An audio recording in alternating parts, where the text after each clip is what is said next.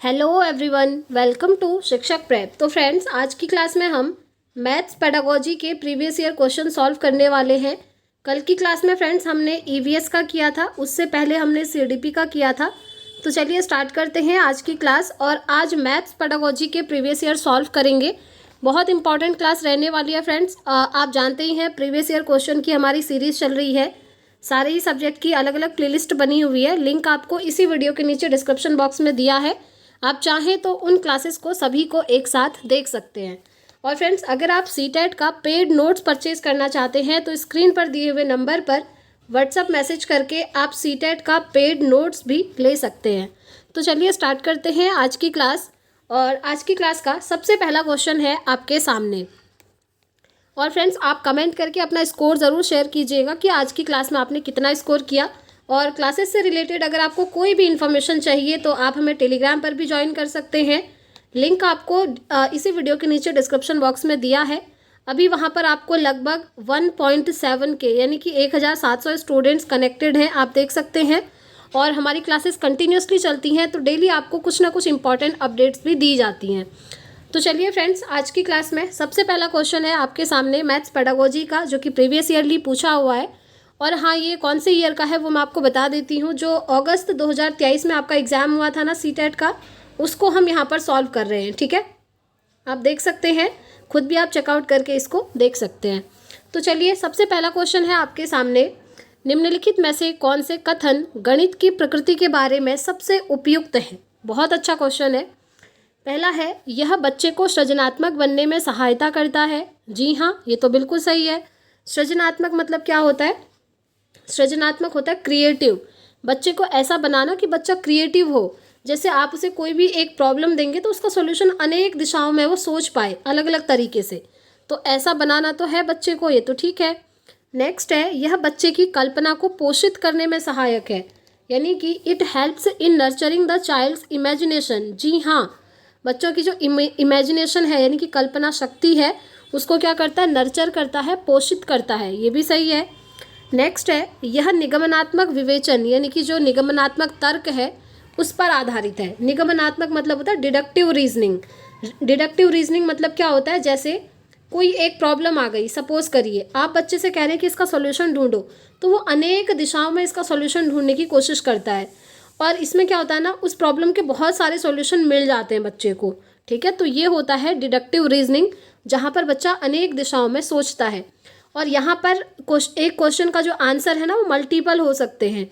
ठीक है, एक क्वेश्चन का आंसर सिर्फ एक ही होगा, इसमें ऐसा नहीं होता है। ये है आपका डिडक्टिव रीजनिंग, निगमनात्मक तर्क। और आप जानते हैं, जहाँ भी तर्क की बात आए वहाँ पर मैथ्स जो है सबसे ज़्यादा इम्पॉर्टेंट है। ठीक है, तो ये भी यहाँ पर सही है। मैथ्स की जो प्रकृति है इसके बारे में ये तीनों सही हैं। चौथा हम देखेंगे, चौथा है, यह हमेशा अभिसारी होता है यानी कि कन्वर्जेंट होता है। देखिए, कन्वर्जेंट नहीं होता है, ये कैसा होता है? ये होता है आपका डाइवर्जेंट। तो इसीलिए ये बाहर हो जाएगा। ये अभिसारी नहीं, बल्कि ये कैसा होता है? नोट कर लीजिए, ये अपसारी होता है, अनेक दिशाओं में होने वाली चीज़। ठीक है, तो इसीलिए ये जो है हमारा यहाँ पर गलत हो जाएगा, डी ऑप्शन। तो हम कहेंगे इसका राइट आंसर क्या होगा? ऑप्शन ए, बी एंड सी, ये तीनों। ठीक है, अब ये तीनों हमको कहाँ पर दिए हैं आप देख सकते हैं क्लियरली। ये दिया है हमको ऑप्शन 1 पे, ए, बी एंड सी। तो इस तरीके से ये ऑप्शन हमारा बिल्कुल राइट हो जाएगा। आगे बढ़ेंगे फ्रेंड्स नेक्स्ट क्वेश्चन की तरफ। क्वेश्चन नंबर आप देख सकते हैं 132 है आपके सामने। बच्चों में गणितीय अभिरुचि को विकसित करने के लिए एक अध्यापिका निम्नलिखित गतिविधियां अपनी कक्षा में करवाती हैं। इनमें से वह चुनिए जो उसके उद्देश्य को पूरा करने में प्रभावी नहीं है। हमेशा अच्छे से क्वेश्चन को रीड करना है, प्रभावी नहीं है पूछा है। ठीक है, पहला है, वह हमेशा उस विद्यार्थी की प्रशंसा करती है जो कक्षा में सत्रांत परीक्षा में सबसे अधिक अंक प्राप्त करता है। क्या ये सही है? अभी सारे ऑप्शन देखेंगे। दूसरा है, वह बच्चों को भारतीय गणितज्ञों और उनके योगदानों के वीडियो दिखाती हैं। ये बिल्कुल सही है। बच्चों को अगर इस तरीके की वीडियोस दिखाई जाएंगी जो भारतीय गणितज्ञ हैं और उनके जो योगदान है उनके बारे में चीज़ें दिखाई जाएंगी, तो बच्चे बहुत कुछ सीख सकते हैं। नेक्स्ट है, वह कक्षा में गणितीय पहेलियाँ और जादुई वर्ग हल करने के लिए कहती हैं। जो आपके पजल्स होते हैं ना, वो करवाती हैं, और मैजिक स्क्वायर्स, ठीक है। तो ये भी इम्पॉर्टेंट है, मैथ्स के लिए अच्छा है। उन्होंने अपनी कक्षा में एक गणितीय कोना बनाया है जहाँ पर विद्यार्थी विभिन्न गणितीय गतिविधियाँ करते हैं। मैंने आपको हमेशा बोला है, जहाँ भी आपको दिखे कि बच्चे एक्टिविटीज़ कर रहे हैं वो हमेशा पॉजिटिव होता है। ये भी यहाँ पर सही है, बच्चों को ज़्यादा से ज़्यादा मैथ्स की एक्टिविटी करवाई जाए, ठीक है। लेकिन देखिए यहाँ पर कौन सा सही नहीं है, ये वाला यहाँ पर सही नहीं होगा, क्योंकि यहाँ पर क्या किया जा रहा है कि टीचर क्या कर रही हैं, सिर्फ उन्हीं बच्चों की प्रशंसा कर रही हैं, यानी कि उन्हीं बच्चों का क्या कर रही हैं, प्राइजेस कर रही हैं जो कक्षा में क्या है, सत्रांत परीक्षा में अधिक अंक लाते हैं। जो आपके एनुअल एग्जाम होते हैं वहाँ पर जिस बच्चे ने सबसे ज़्यादा स्कोर किया बस उसकी प्रशंसा कर रही हैं। तो ऐसा नहीं करना चाहिए, ठीक है। प्रशंसा करो, सभी बच्चों की करो। ऐसा नहीं कि जिसके ज़्यादा मार्क्स आ रहे हैं आप उसकी प्रशंसा कर रहे हैं और जिसके कम आ रहे हैं उसका मोरल डाउन कर रहे हैं, तो ऐसा नहीं करना है। तो बस यही इसका राइट आंसर होगा, क्योंकि कौन सा प्रभावी नहीं है आपसे पूछा हुआ था, तो ये वाला हमारा प्रभावी नहीं होगा। आगे बढ़ेंगे फ्रेंड्स नेक्स्ट क्वेश्चन की तरफ। निम्नलिखित कथनों में से कौन सा सही नहीं है, नहीं वाला आपको चूज करना है, ठीक है। पहला है, विद्यार्थियों की त्रुटियां उनके सोचने की प्रक्रिया के बारे में जानकारी देती हैं। जी अच्छा, हाँ ये तो सही है, देती हैं बिल्कुल। बच्चे जो मिस्टेक्स करते हैं वो ये बताती हैं कि बच्चे जो हैं किस तरीके से सोचते हैं, किस तरीके से थिंक करते हैं। दूसरा है, गणित में त्रुटियां अधिगम का हिस्सा होती हैं। देखिए ये बिल्कुल सही है, मैथ्स में ही नहीं बल्कि सारे सब्जेक्ट में जो त्रुटियां होती हैं वो अधिगम का हिस्सा होती हैं। ये नोट कर लीजिए, काफ़ी बार अलग अलग सब्जेक्ट में ये क्वेश्चन आपसे पूछा जा चुका है, ठीक है। तो ये भी सही है, ये भी सही है। नेक्स्ट है, गणित में त्रुटियां शिक्षकों को उनके पाठ की योजना बनाने में मदद करती हैं। बिल्कुल सही बात है, क्योंकि देखिए मैथ्स में गलतियां तो इंसान का नेचर होता है, नेचुरल चीज़ होती है, ठीक है। हर कोई गलती करके ही चीज़ों को सही से सीखता है। जब हम छोटे थे तब हमें चीज़ें अच्छे से नहीं आती थी। जैसे हमें काउंटिंग लिखने को कहा जाए तो इस तरीके से कहीं ऐसे चित्र बन जाए, कहीं ऐसे बन जाए। अ लिखने को कहा जाए तो ऐसे कहीं यहाँ लाइन दे दी जाए। तो ये सब क्या है, ये सब मिस्टेक है जो कि स्वाभाविक है, नेचुरल है। और इसी तरीके से धीरे धीरे बच्चा सही चीज़ें करना सीखता है। तो त्रुटियाँ यानी कि जो मिस्टेक्स होती हैं इन्हें अच्छा माना जाता है, ठीक है। और इनकी हेल्प से टीचर क्या करते हैं, अपना जो लेसन प्लान है वो बना सकते हैं, ठीक हो गया। नेक्स्ट है, विद्यार्थियों की त्रुटियों को अनदेखा कर देना चाहिए। ये यहाँ पर गलत हो जाएगा फ्रेंड्स, क्योंकि कभी भी त्रुटियों को अनदेखा नहीं करना है।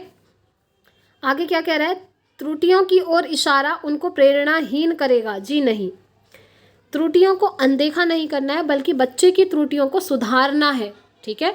लेकिन ये कह रहा है अनदेखा कर देना चाहिए, तो ये यहाँ पर हमारा राइट आंसर हो जाएगा, क्योंकि कौन सा सही नहीं है पूछा था और ये वाला हमारा सही नहीं है।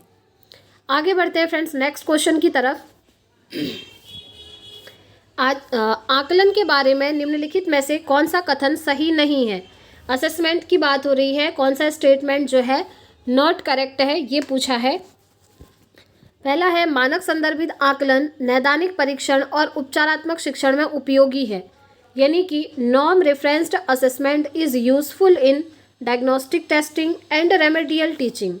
दूसरा है, मानदंड संदर्भित आकलन विद्यार्थियों की अधिगम में निपुणता का मूल्यांकन करता है।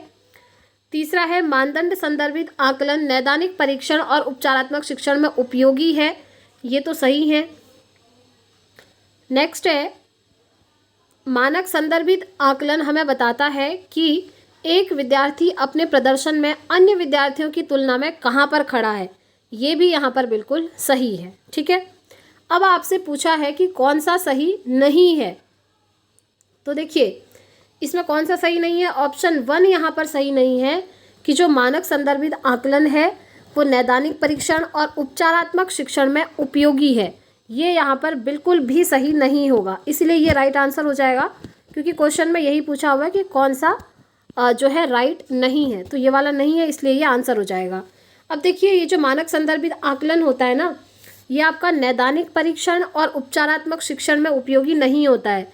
ये सिर्फ क्या होता है, ये पता लगाता है कि एक बच्चा दूसरे बच्चे से कितना आगे है।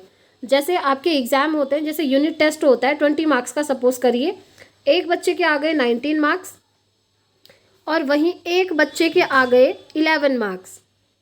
तो यहाँ पर जो मानक संदर्भित आकलन है, नॉर्म रेफरेंस टेस्ट है, असेसमेंट है, यहाँ पर बस ये पता लगता है कि ये वाला बच्चा जो है ज़्यादा इंटेलिजेंट है, ऐसा मान लिया जाता है, और ये बच्चा इससे कम इंटेलिजेंट है, ऐसा मान लिया जाता है।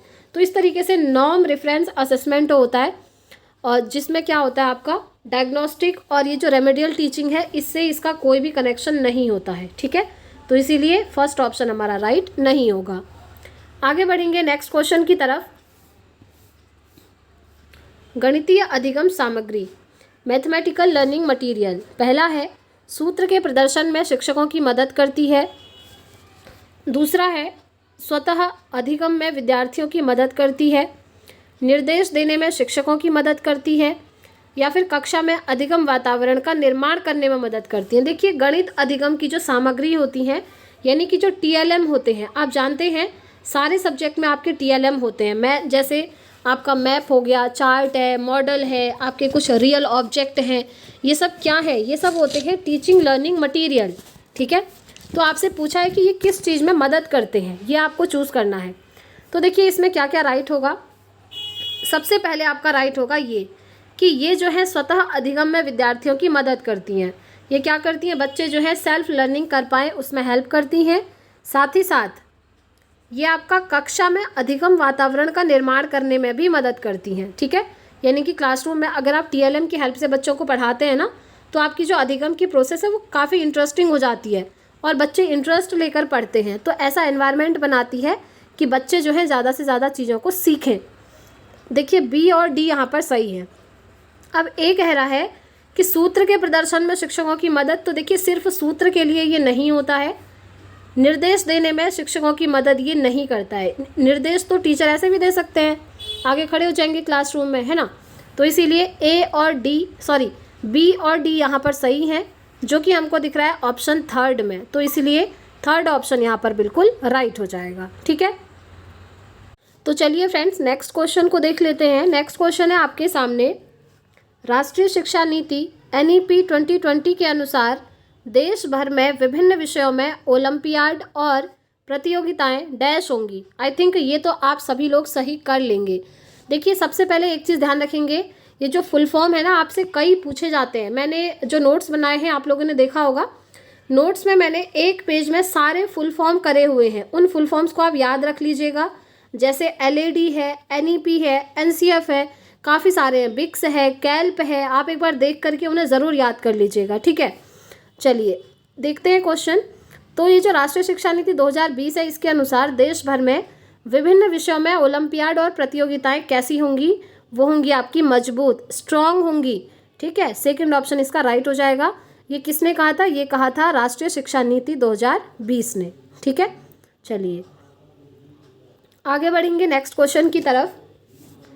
अधिक कम, लंबा छोटा, दूर समीप, बड़ा छोटा आदि अवधारणाएं। पहला है तुलना के लिए अस्पष्ट शब्द हैं। दूसरा है विलोम शब्द हैं जो गणित सीखने के लिए आवश्यक नहीं है। तीसरा है सीधे शब्दों में अंग्रेजी भाषा विशेषण है। और चौथा है महत्वपूर्ण पूर्व संख्या यानी कि प्री नंबर अवधारणाएं हैं। बताइए ये क्या हैं। तो देखिए अधिक कम यानी कि more less, long short, far near and big small, ये क्या है, ये है आपके फ्रेंड्स प्री नंबर कॉन्सेप्ट। ठीक है, यानी कि पूर्व संख्या अवधारणाएं हैं। इसीलिए राइट आंसर क्या होगा, राइट आंसर हो जाएगा ऑप्शन 4। ध्यान रखेंगे, fourth option will be the right answer. आगे बढ़ते हैं फ्रेंड्स नेक्स्ट क्वेश्चन की तरफ। राष्ट्रीय पाठ्यचर्या रूपरेखा 2005 के अनुसार कक्षाओं के ऊपर किए गए शोध बताते हैं कि लड़कियों को गणित में विशेषज्ञता के योग्य न मानकर उनका काफ़ी व्यवस्थित अवमूल्यन होता है, जबकि वे गणित में अच्छा प्रदर्शन करती हैं। इसका सबसे उपयुक्त कारण क्या हो सकता है, आपको ये बताना है। पहला है गणित में लड़कियों का खराब प्रदर्शन उनके गणित के प्रति प्रचलित भय के कारण होता है। जी नहीं, अगर लड़कियां मैथ्स में अच्छा प्रदर्शन नहीं कर पा रही हैं दैट मीन्स उनको एक अच्छा गाइडेंस देने वाला टीचर नहीं मिला है। ठीक है, इसलिए ये बाहर हो जाएगा। दूसरा है गणित अपनी प्रकृति द्वारा ही पुरुष प्रधान विषय है, ऐसा नहीं है। ऐसा थोड़ी लिखा रहता है मैथ्स में कि सिर्फ ये पुरुष ही पढ़ेंगे, गर्ल्स जो है नहीं पढ़ेंगी, ये सही नहीं होगा। नेक्स्ट आता है फ्रेंड्स समाज की लिंग संबंधी धारणाएं इस मान्यता की ओर ले जाती हैं कि लड़के समस्या समाधान की ज़्यादा नवीन कार्यविधियां उपयोग करते हैं और इसलिए उन्हें बेहतर अवधारणात्मक समझ होती है। ये सिर्फ और सिर्फ समाज ने बनाया है और यही इसका कारण भी है। ये राइट आंसर है इसका, ठीक है। समाज ने ही ये डिसाइड कर रखा है कि जो लड़के हैं वो मैथ्स में अच्छा करेंगे, उनके अंदर कॉन्सेप्ट की समझ ज़्यादा बेहतर होती है, प्रॉब्लम को वो बेहतर तरीके से सॉल्व कर लेते हैं। ये सब क्या है, समाज ने ये अवधारणाएं बनाई हुई हैं, ठीक है।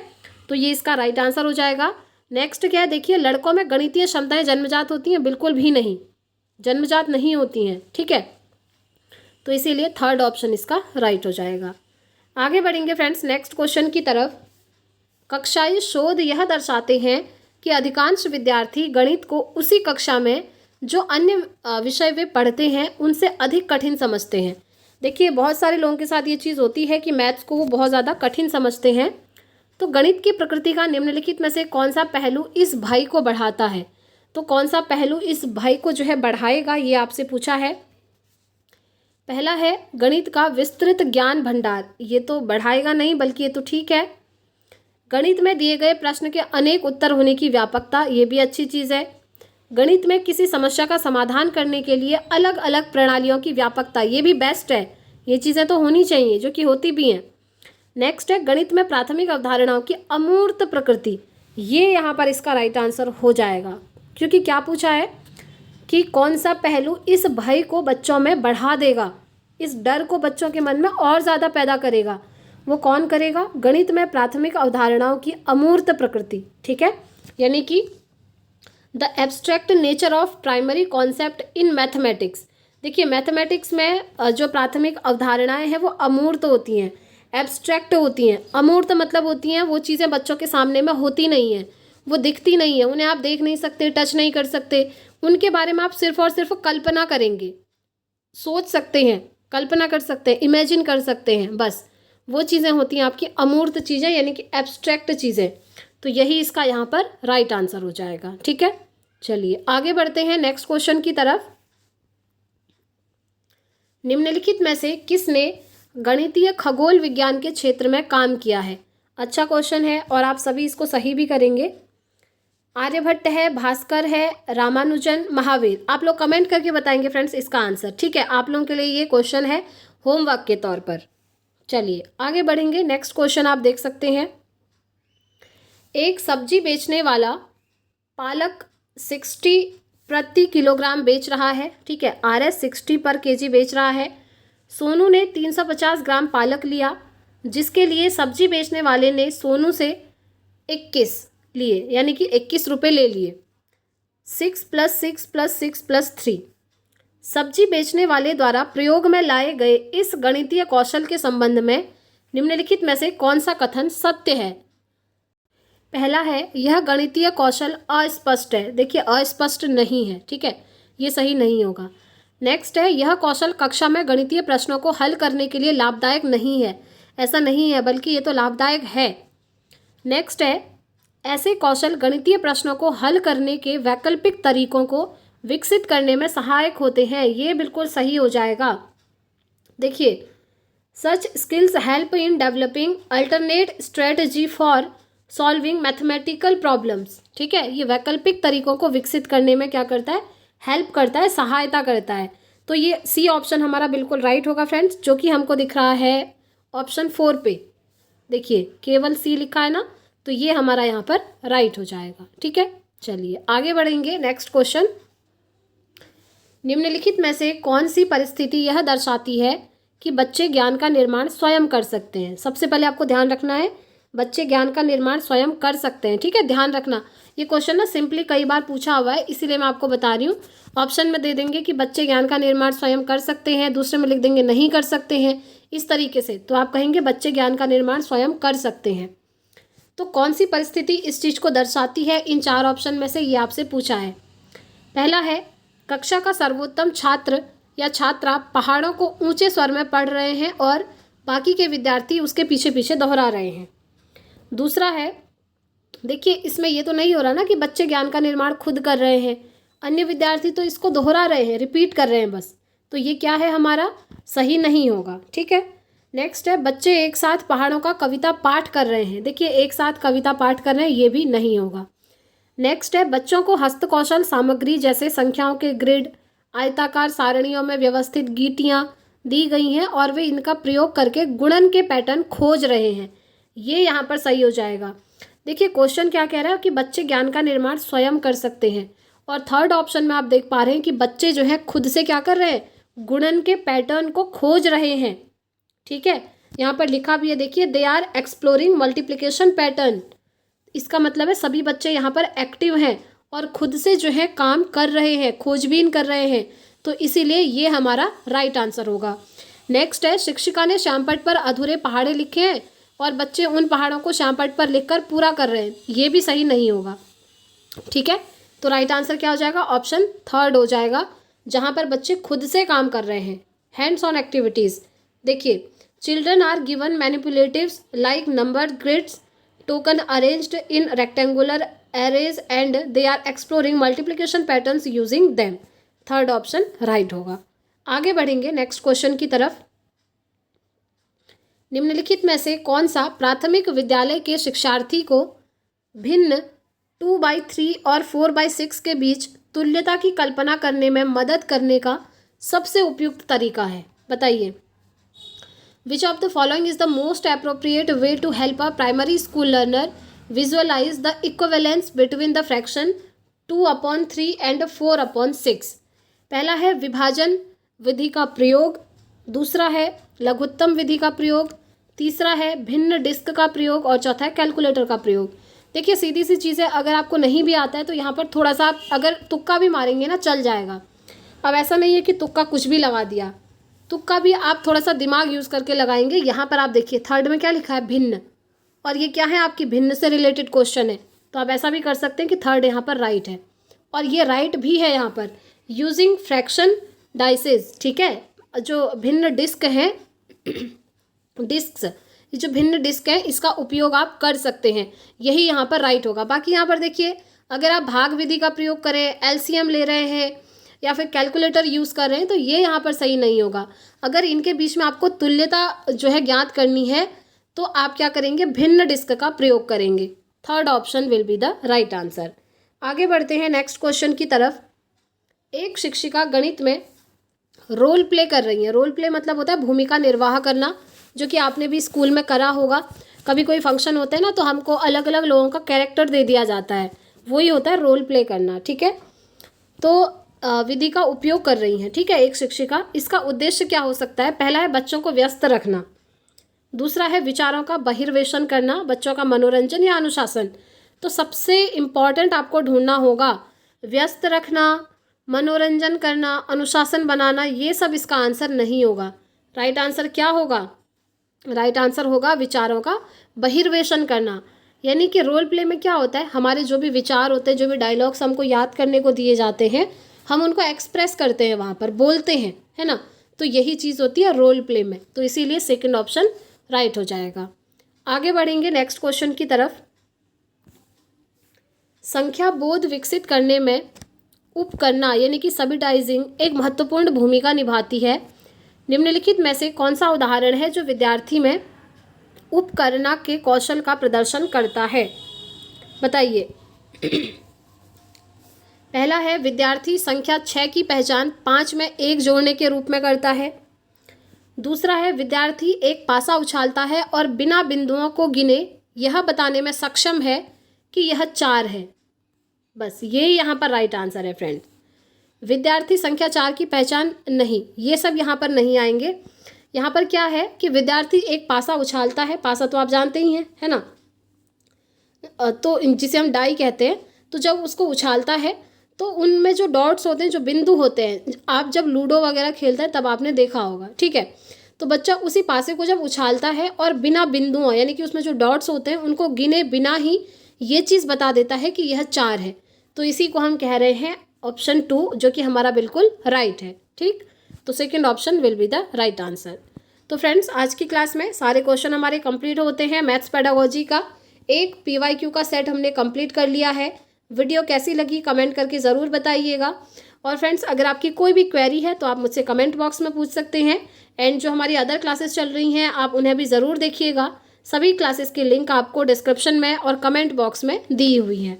तो आज की क्लास में इतना ही रखते हैं फ्रेंड्स। अब हम मिलते हैं कल इवनिंग में अपनी नेक्स्ट क्लास के साथ। Thanks for watching.